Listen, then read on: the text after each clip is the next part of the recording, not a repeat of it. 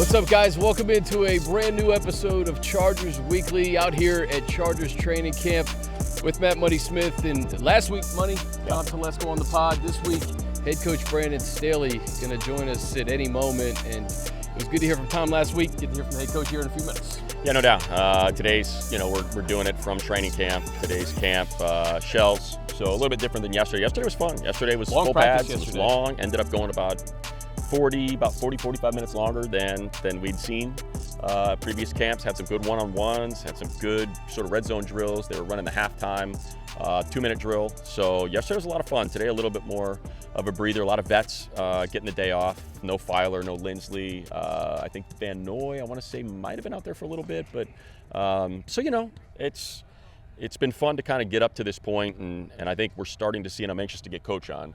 We're starting to see a little bit more special teams, and we kind of know, we've talked about it quite a bit, and how much, what they're looking for from that particular unit. So I'm anxious to kind of get him on and get his vibe about, how he's feeling, because special teams is hard to practice. It's really hard. I think it was Popper had the stopwatch out a couple days ago with the J.K. He and I Scott. he and I were talking, because, we've been doing this a while now, and, we've been watching Drew and Ty Long, and man, there's just something about when you get a kicker that's got a little pop, you can hear it, it sounds different, it looks different. And like the first day we saw JK out there booting the ball, that was the case. And so everybody's pulling out their stopwatch, and you're like, oh, what is, and then you're looking up on the internet pretending like you're some kind of special teams expert. And you're like, oh, the operation was under 2 seconds. I felt like I was at the combine. Yeah. Popper's like, hey, from snap to what? What's the operation? What's the operation time like? So it's funny. It was one of my, when I used to do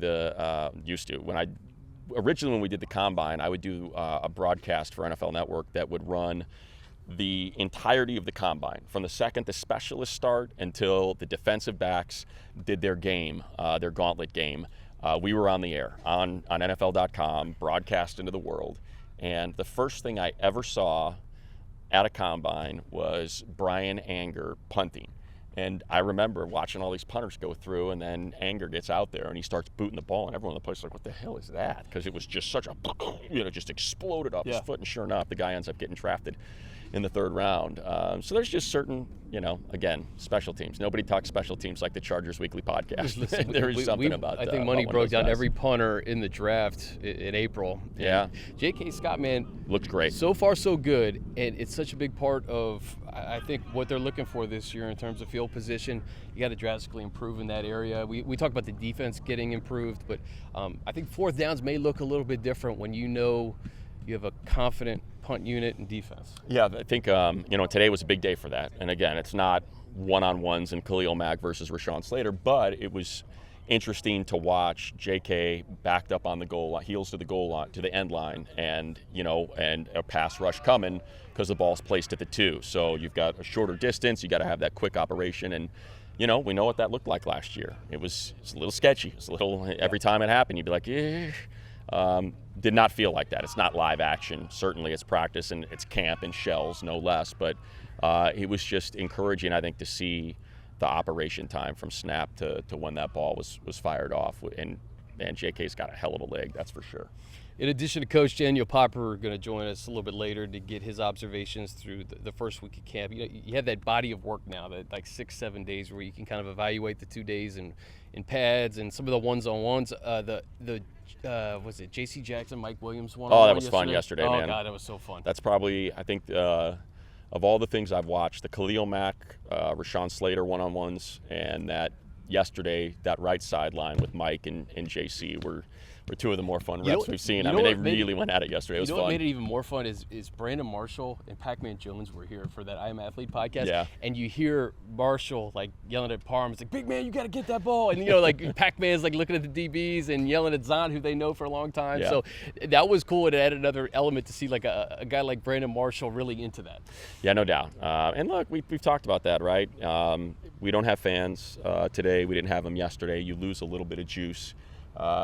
These guys, they're athletes, but they're also, they're performers. When you're on a field in front of 70,000 people, you're performing, and, juice helps.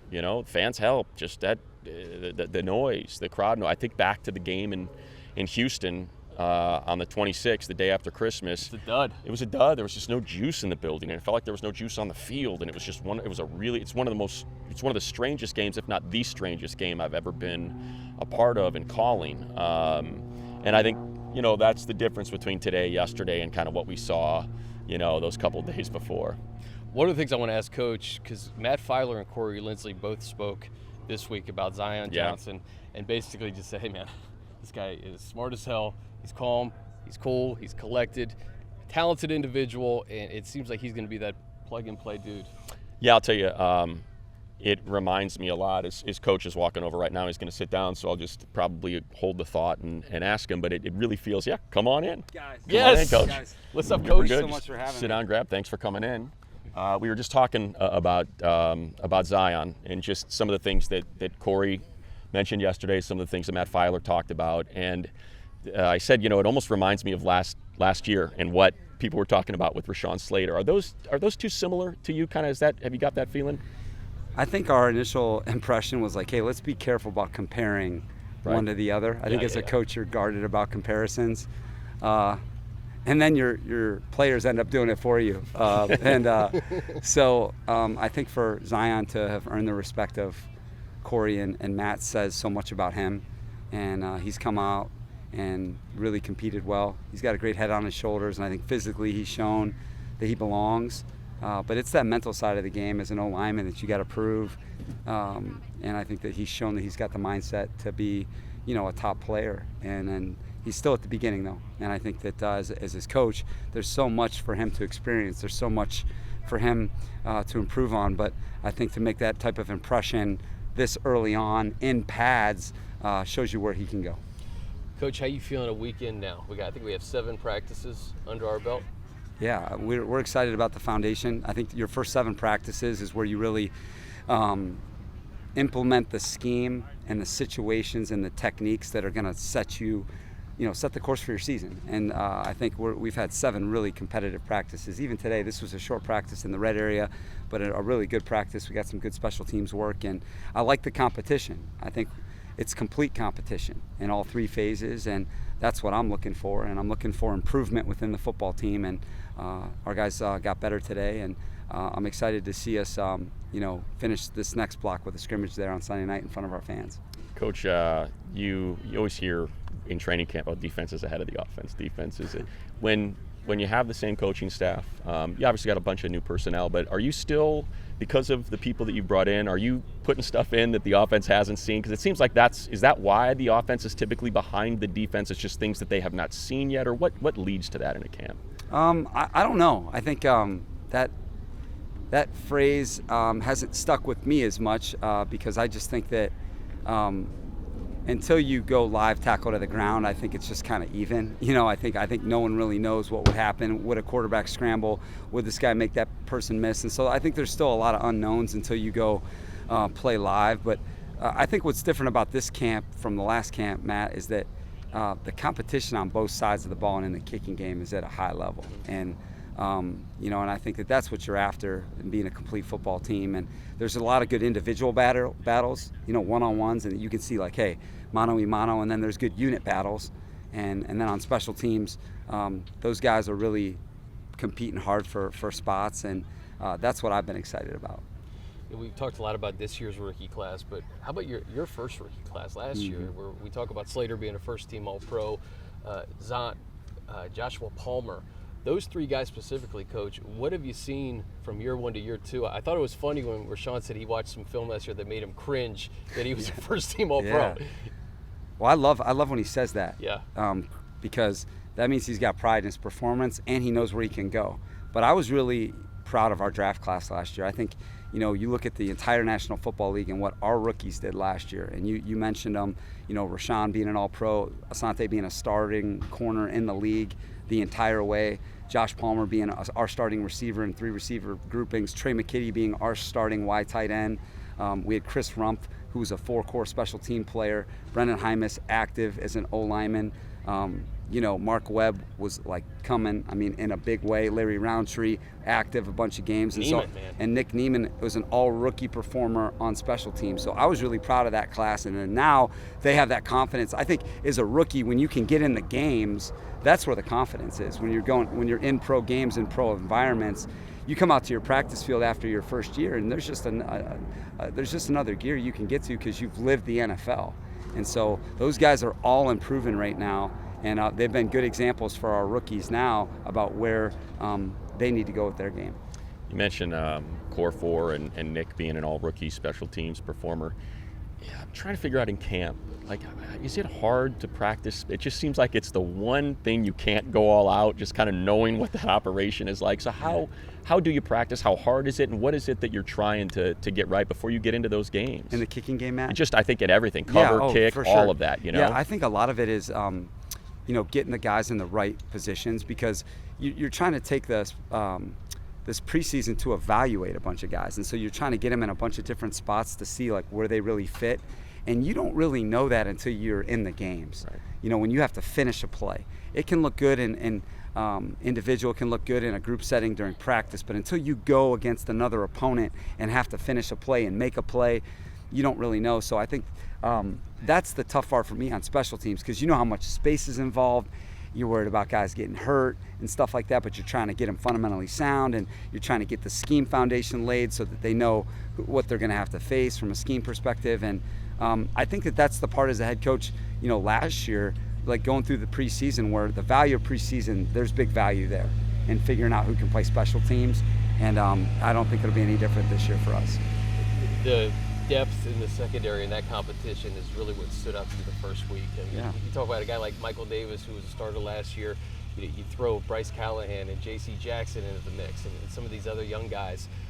That rep in particular, Mike Williams, J.C. Jackson yesterday, was like the epitome of, I think, what competition's all about. For sure. Must-see TV. You're going to get, an all-pro versus an all-pro. And that's what we expect around here, is to match up, best on best. And those secondary guys are really, we got two of the best receivers in the game. One guy's on an all-time run, Keenan Allen, who, we appreciate so much, and there's so much respect for him. But Mike Williams really coming into his own last year, and then Josh, we know he's coming. JG's been a big performer for this club for the last 2 seasons. We've got a really good receiving core. DeAndre Carter, it's bringing out the best in our DB group, and we got a lot better guys covering them. It's tighter, and that's what you're looking for as a coach. Is this truly competitive? And it's been that way so far, and it's made our receivers better. And Keenan Allen's still improving as a player. Mike Williams is still improving as a player, and they're improving because they're going against really good guys, and they're having to be on top of their game. And so that's what you're after as a coach, is to make sure that even your best guys are still improving. Joey Bosa's improving because he's having to play against Rashawn Slater every practice. Same with Khalil.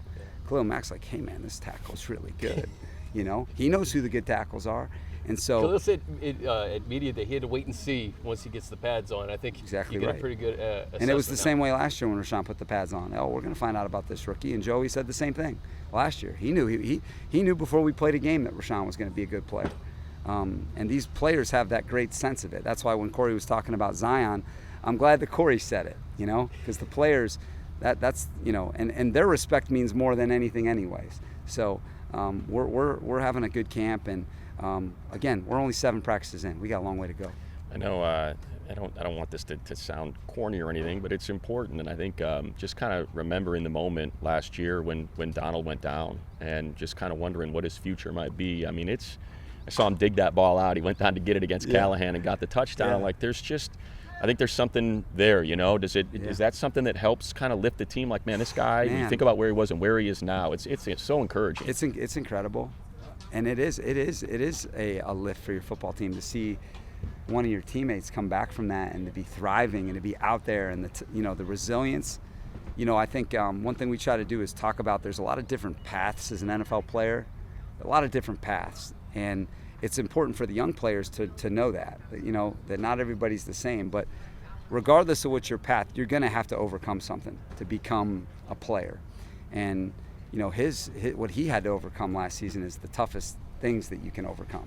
and for him to come back and be playing with this confidence and making big plays for us, it's been awesome. And he's improving every time he comes out here, and it's really fun to see. And I'm glad that you guys are seeing it because he's having a real quality camp. Yeah.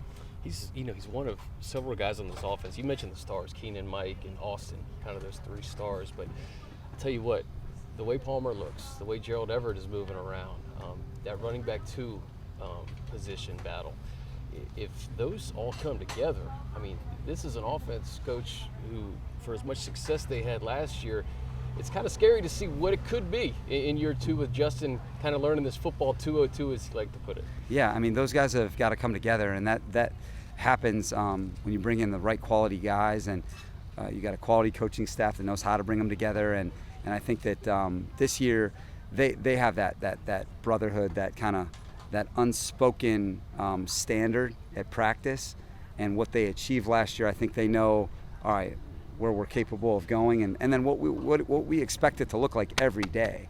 And those guys have just really developed a cool chemistry, and that's something that you can't force. And I think Justin leading the way with that skill position group, and you just see him spending all the extra time after practice, and that's when you make the magic happen. Like him hitting Donald Parham on that back shoulder throw against Bryce against perfect coverage, that's happening 20 to 25 minutes after practice every day. And we're at the beginning with this group, but certainly feel confident about where we can go with this group for sure. I heard you mention it when you were asked about Van Noy, about Kyle, and you said, John Carroll used to show video of Van Noy to your players, and I started thinking, for as long as you've been at it, just the different stops, whether it's John Carroll or it's with the Bears and the Broncos, or now as a head coach or a coordinator.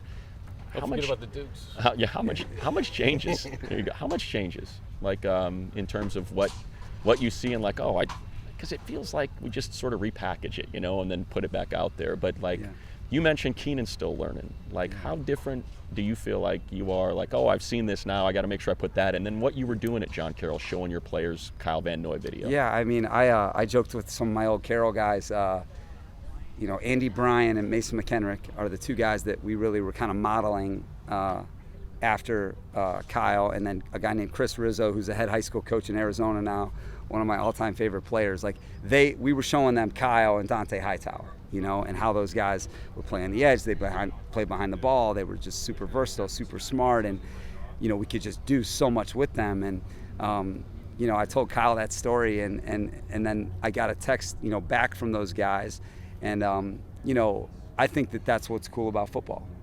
And you can learn a lot from different eras. You can learn a lot from your players. And I know that like with Keenan, specifically a guy who's seen a lot, lived through a lot, hey, you may be able to look at a certain era of football with maybe a receiver that you feel like was similar, or an offense that kind of utilized a player like him. And then, hey, have you thought about that? Could we do that with you? Like, does that make sense to you? And I think now in the modern NFL, and it's always been this way if you look at good coaches and good players, but you got to partner up with players to take them where they can go. And I remember when we were partnering up with Andy Bryan, he was like a defensive end who we had to partner up with to move to linebacker. And we're like, hey, that's what Kyle Van Noy was. And he kind of, would you be interested in that? Do you think you can do that? Like, would you like that? Here's what it would look like, and I was doing that back then at John Carroll. And that's where it's the same, is you have to do the same thing in the NFL with your guys. And it was like Mike Williams last year, partnering up with him. Hey, Mike, I know you're an outside the red line receiver, but I think you can be so much more than that. Like I know you can. We can put you in the slot. We can get the ball in your hands quick. We can be a run after the catch guy. You're a power forward. Well, what do the great power forwards in the NBA do? What are the great 3 or 4 man? He's like a swing man or power forward depending on the matchup.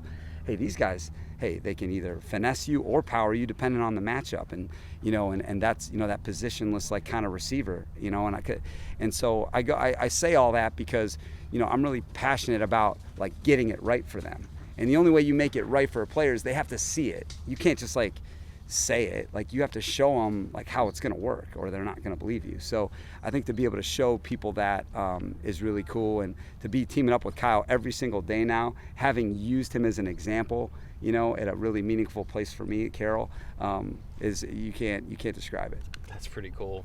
Last one for me, because we talked about Kyle, Khalil, and Joey so much. Chris Rumpf, I wanted to ask Tom about this last week, but we ran out of time. Just Rumpf's development. He had a really good practice yesterday. Good practice yesterday, and I rushing against Rashawn. And he's really improving. His weight's at a really good number. He's worked really hard at it, and I think that's going to really sustain him in the league. And he's doing really well on special teams, kind of being a core guy for us and a guy that we can really count on. Ryan Ficken and Chris Gold have loved working with him. And then Gift Smith's doing a great job coaching him. And, Chris's dad, Chris Sr., coached Khalil last year in Chicago. So there's a relationship there. And he's just one of these guys that's soaking it all up from those two guys. I mean, you talk about an education for a young player, being with those two guys every day. It's really cool to see his progress. And, he's got a lot to prove in this preseason, Chris Rumpf does, and I'm excited to see him do it. All right, last one. I'm hoping you reapplied too, because we're cooking in the sun right now with the old sunscreen there. So as long as you want to make this or a short, totally fine. But you mentioned something that just kind of popped into my head. In training camp, I don't know if this will make sense. Are you teaching more than coaching? Is teaching and coaching the same thing? Is coaching do you need to coach energy?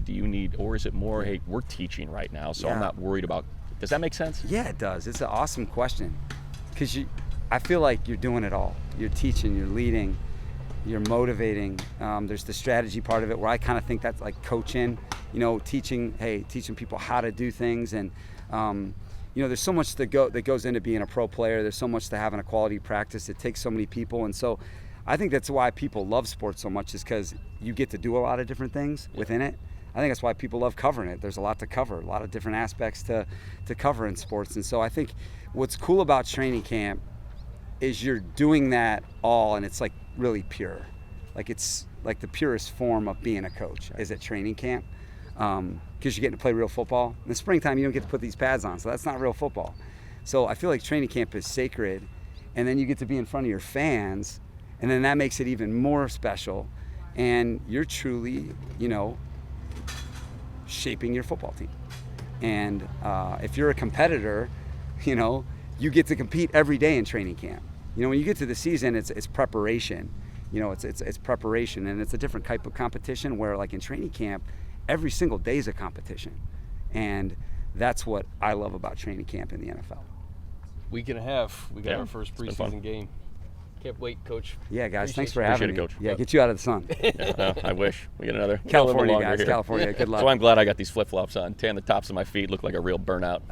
You said Shane Day rocks those, right? Shane Day's a flip-flop guy. Yes. And if rules would allow him, he would do it at practice too. There we go. It's clean. It's funny. It's the one, I hope I'm allowed to say this. If not, we'll edit it out. It's the one thing on the dress code. No flip-flops. On the when we're traveling, it's we have our dress code, and there is a specific item that is not allowed. It is the only thing listed. Have you violated the code? No flip-flops. I've not. No, okay. I respect the code. I'm fortunate enough to be on the plane. I will respect the code. You just never know. It's 2020. You never know. Check his feet. There's always hope. Exactly. Thanks, Coach. Thank you, Coach. Appreciate it. Thanks a lot for having me, guys. All right, buddy, from Coach to Daniel Popper, the Athletic. What a drop-off. Considerable. Oh my God. We could have gone an hour with Coach. Yeah. We'll probably go an hour with Popper. But they've strategically placed us in the sun, so we are cooking. We're so that's the good thing. It's forcing us not to be too long-winded and to really pack in the good content in a short amount of time. I'm somewhere between tomato and fire truck right now. Yeah. Somewhere in there, that region. We'll get you to fire truck. Yeah. We'll get you there. We'll get you there. We got 10 days left, so I'm sure I'll get there eventually. You got a little bit of coverage. All right, before we get to football, you had some music announcements yesterday, right? Yes. That I'd like for you to share with our audience. All right. My debut single What's it called? Called Ride, coming out on Progressive Vibes Music, a label out in Spain. My first track that I got signed. It's releasing August 29th. 2-week exclusive on Beatport for hitting all streaming platforms on September 12th, the day after my birthday. Can you play a little bit in the microphone right now? Oh, you know it. Oh, look at this. How about this? I mean, listen. Impromptu, hold up. the moment. Here we go. Ooh, put it right on there. Put it right on that mic. There we go. So this is Ride. Here we go. We got the little ARP, high ARP, up an octave. We got our bassy, dark undertones. Hey, social team. You guys listening to this? This is Popper's new track. It's called Ride. Here come the hats. Yes. Oh, cold. Woo! No, I think this is a vibe, man. Coming to you, EDC 2023. Yes. So, Yes, so every Spain. day. When are you spinning in Ibiza? Like, Yeah. what's the schedule Hopefully here? next summer. I mean, Yeah. I'm in the lab. I'm working every day on the Okay. CDJs. Yeah, spinning every day so that when I do get my number called, I'll be ready. It's Oh, it's hell all about yeah. preparation. You know how it works. Certainly. Oh, I love this so much. That's so awesome. Get behind that. Tell some stories. Anyway, that shout out wouldn't to be Progressive appropriate. Vibes Music out in Spain for signing my track. What are they Appreciate called you again? guys. Progressive Music. Vibes Music. All right. Shout out them. Right. If you watch us, you follow Popper on Twitter. Get You'll all get that it. information. There you Yeah, go. it's all on there. Go Download follow it. me. I Stream it. made an artist Instagram yesterday, so go follow me there if you want to follow my What's music your artist name? Pear. Pear. Yes, PEHR space PEHR. Oh, okay. With an H. Yes. The H is silent. I made people. it in college and just stuck with it. There you So go. Whatever. It's just a play on my last name. That works. And also, when I was in college, I used to walk into every room and do like the air horn sound, like bam, bam, bam. So it's like an onomatopoeia for that. I got so, you. Yeah. Oh, I got you. Super cool. We should get I DJ might Dez. honestly, now that I'm thinking about it, I should probably take that second part out of the origin story of the name and just say that it's a play on my last name. So I don't know. You'll I like a edit good that in post, onomatopoeia. please. I'm all right with that. I'm a fan of an onomatopoeia. All right. Someone hollered it from the back row. Are you better at sports journalism, or are you better at making music? Ooh. relative to everyone else doing it, I'm definitely better at sports journalism because there are a lot of people that are better at making music than me, and nobody that's better at sports journalism. I'm kidding. See, look at that. Hey, that's the confidence you got to have when you're on a beat. You know, is. you're No, competing I with mean, the I've other been beat writers. I've been writing and doing journalism for a long time. I've been making music a little shorter amount of time than that. Sure. I dropped it for a while, but then during the pandemic, I picked it back up Right. because Ableton Live had a. I was gonna say, are you like working demo? a Novation pad? Is that like what are you working on? I am working with bare bones. All right, I got some Bose wireless headphones. Okay. If you tell any producer that you're producing music on those, they'll laugh at you. Right. I've got the same laptop I used to write on. I've got Okay. Ableton on there. Ableton's a And that's program it. that helps you make music. That's it. That's it. Ableton. So you have you don't have a Novation board. You I don't have a MIDI. no MIDI controller, no mics, no Jeez. You studio made Ride- headphones. you made Ride with no all that. speakers. I made Ride with just my Bose wireless headphones and your my- laptop. And Ableton. and this up here. and It's a great. licensed. Yeah. Hopefully, it's a licensed version of Ableton and not a bootleg version. No, well, for a while I was using a bootleg version. course you but were. I bought the program because We're way in the weeds, Popper. Let's- We're way in the weeds here on Let's Chargers segue Weekly. from music Yes, to let's shift. football. All Let's right, shift let's to the go. football. Your strong suit. Like both are both of your strong suits, but let's go to Chargers camp, Popper. All right. Weekend observations, high level. So first thing is that this defense is gelling really fast, even without Derwin out there, which has been a little bit surprising. I mean, I was counting today; it's going to be like 8 new starters on defense potentially. If you go across the board, starting with the defensive lineman up front, Khalil Mack, Kyle Van Johnson, Noy, Sebastian J.C. Day. Jackson. Just go across the board here. But it doesn't look like a group, like a new group of players. Yeah. It doesn't look that way. It looks like they really have some cohesion. They're making a ton of plays out there. Nas Adderley has looked really great with a couple interceptions in the past 2 days. And I think a lot of that is because, a lot of these new pieces have played in the scheme before, whether it's Khalil Mack, whether it's, Troy Reader, whether it's Sebastian Joseph Day. You can sort of go down the list, Bryce Callahan in the slot. So they're all really familiar with the language, and I think Troy Reader really spoke well to it yesterday during his press conference. It's like, you know the language, you know how to speak it, and when you come into a new defense or a new system, that's usually the hardest part, is learning how to speak the language. But all those guys already know how to do it, and I think that's helped ease the transition. So those guys are playing really well. On defense, Josh Palmer looks really good, and he's, got a little bit of a lead in that third wide receiver spot. Obviously, him and Jalen Guyton are going to be rotating in there. Different skill sets, do different things used in different situations, but I thought Josh Palmer has looked really great. Donald Parham has looked really great. Obviously, he was a key piece of the offense last year, but just his ability to stretch the field, get down the seam. He's got great hands. He's made a couple fantastic catches in this camp. There was a play yesterday off play action where Justin threw a great ball over his head, but just the concentration to be able to haul that in with Nas Adderley right there. The competitions, it's hard to get a read here early on just because there's only been a couple padded practice. It's going to take some time to really get a feel for how those competitions are going. But obviously right tackle, you've got Storm Norton and Trey Pipkins rotating. All 3 running backs are getting a shot here, and that's going to be an open competition throughout camp. Those are some early takeaways. Oh, and then one more. I mean, Zion Johnson is That's legit. where I was just going to go. I think Yeah. for people that might not have read your piece on practice, you decided to walk all the way over. I was kind of getting my eyes on it from a field away, but it felt like I got a pretty good beat on what Zion was doing. And we were talking about it when the draft happened, and we're all, kind of talking about edge rushers, and there's so many edge rushers, and one's going to guaranteed to fall, and what if Jameson Williams, because of the injury, slides? And then, they make the pick, and it's Zion, and it's like, oh, okay, yeah, I guess that, it's usually where the highest ranked interior lineman goes. And then you get out here and you watch them. Yeah. Share your observations of why, while it's not a flashy pick, what kind of pick that very well could end up being. Yeah, well, anyone that's been following me know that I love offensive line, defensive line one-on-ones, because that's where you win and lose football games is in the trenches. The first thing I thought of was Rashawn Slater's first rep this time last year against Joey Bosa, and I was like, okay, yeah, that guy's going to be a good left tackle. You just can see it right away. Yeah. With their anchor, with their strength, with their technique, their hand placement, all that kind of stuff. You see it right away. Like, this guy's a player or he's not. And I had the same exact feeling when I saw Zion Johnson go up against these interior defensive linemen earlier this week. It was the same feeling. It's like, okay, that guy's gonna do it. That guy's gonna be a really good guard in this league for a long time. Whether it was going up against Austin Johnson, Sebastian Joseph Day, Morgan Fox. I mean, the Morgan Fox the rep that he had against him was really impressive, because that guy's a legit interior pass rusher in this league, and he just stood him up. Same thing with Sebastian Joseph Day, just stood him up. And I think some of the interior defensive linemen were like surprised by how strong this guy is. He's a young player in his first training camp, and he has the strength to do it already. I thought right back to Rashawn from last year and how well he did in his first reps, because it's apparent right away that they have a legitimate starter at right guard. When the All-Pro center speaks glowingly about him, when Matt Filer speaks glowingly about him, it's not just hyperbole, right? Yeah. I mean, Corey doesn't gush about a lot of players. Like, for his eyes lit up. And Staley's just like, I'm glad I don't have to say it. Corey can say it. The way he talked about him, you don't hear Corey Linsley talk about a lot of players like that. And I think that was really noteworthy. And I think a couple things that Corey said, he said he's smart as hell.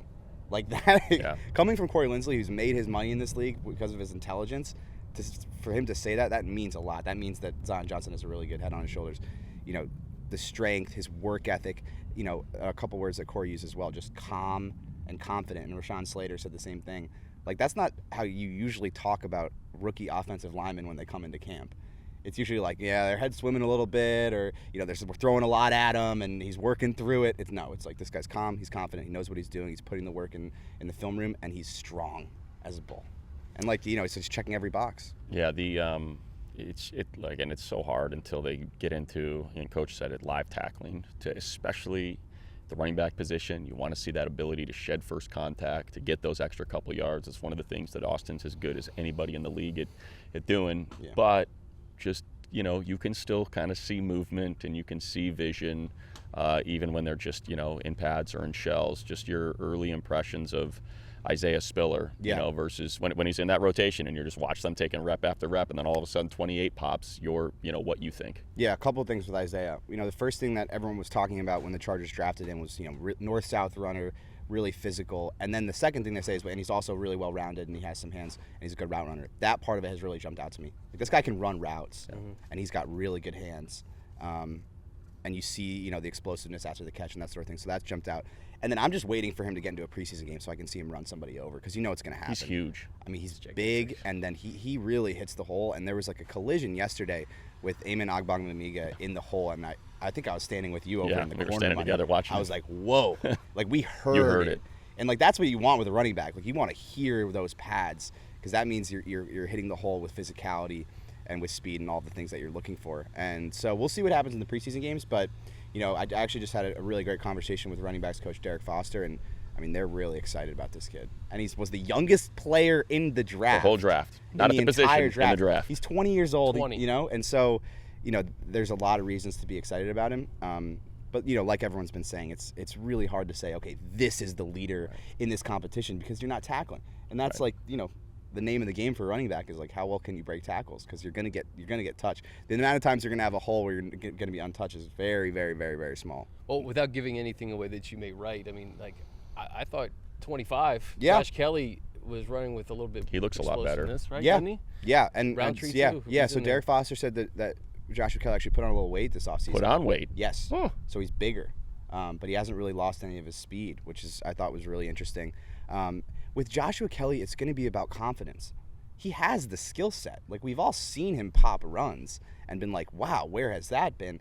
I think it's just he's had some fumbles at really inopportune times early in his career. It was 2 times as a rookie, and that felt like it derailed the season. Then he had a fumble last year, at the goal line in that Chiefs game, and it's like, if he can get past that and build up some confidence here through training camp, like, you can see a really good player. Like, I still believe in the skill set. I've seen it. I know he has it in him. It's just a question of can he be consistent and can he build up that confidence in himself to take over the job. But you see the rotation now, like, they obviously see the same stuff that I'm seeing because he's in there with the first team pretty regularly. And we'll see if he can put it together in preseason games. That's really what it's going to come down to for all these guys. You and I don't know if it was yesterday or the day, I think it was yesterday, where we look like complete idiots holding our phones out, pretending like we know what the hell we're looking at with punt, get off operation.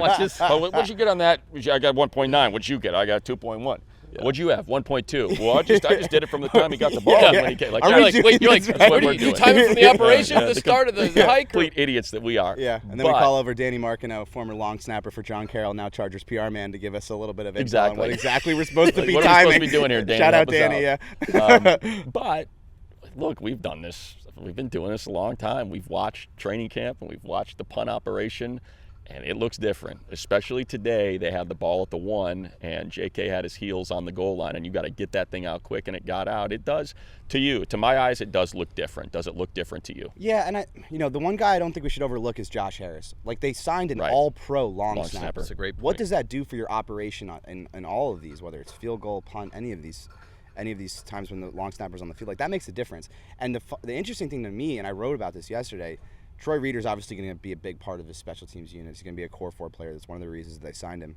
And he started talking about, leaders are starting to emerge. And I'm like, well, who are those leaders on special teams? And he immediately said Josh Harris. He's like, this guy's been doing it for 10 years. He's an all-pro. He's a pro bowler. He gets after it in the weight room. And he's the leader on this team, period. Offense, defense, or special teams, not just on special teams. So I think you have to start there. When that guy is an all-pro level player, it's going to change everything. I mean, it's the same. It's like, I don't want to say it's the same thing, but it's similar. Like, you bring Corey Linsley into that offense.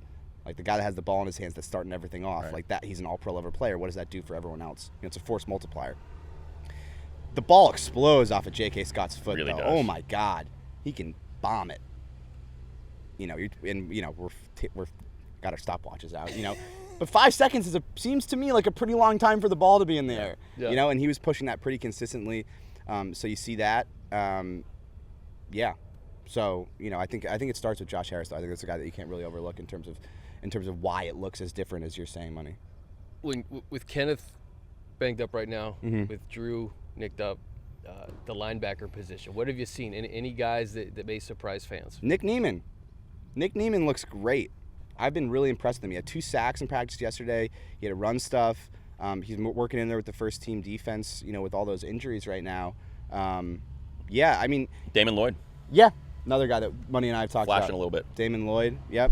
Both of those guys. Eamon Ogbongbemiga has been making plays. So I think, like, a lot of people outside of here are talking about, they're thin at linebacker, but some of these young players can play. Mm-hmm. Like, they're going to be able to provide you with some depth.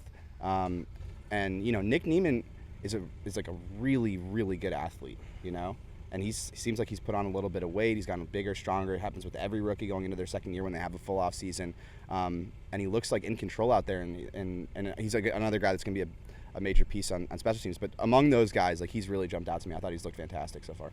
Yeah, the one thing we've also been watching a lot, Pop, is the secondary. I love the video you posted yesterday on your Twitter feed of Coach with Jasir and just the amount of time he was spending with him.